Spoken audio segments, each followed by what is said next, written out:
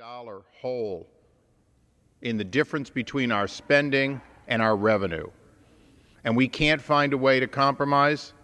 The gentleman from Maryland said that it didn't receive a single Democratic vote. This is the most humble and minimal proposal I could imagine. The chairman of the Budget Committee himself would recognize that we're not getting close to a balanced budget with this. We're simply making a down payment on it. My committee marked up one of the largest portions of these improvements, which aligns the federal workforce's compensation, including members of Congress and their staffs, with a little closer to the rest of the workforce, a little closer to the rest of hardworking Americans, and yet we can't get a single Democratic vote.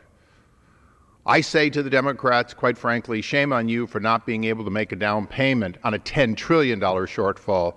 And to my colleagues on the Republican side, this isn't enough. This isn't nearly enough, but at least we're showing that we don't have a partner in the White House and we don't have a partner in this body that will work with us to begin a down payment on $10 trillion worth of shortfall. In closing, even if in fact the President got his original wish that we were going to go over the cliff and raise $538 billion in new revenue, we would still have $500 billion worth of excess spending that is built up since Bill Clinton left office.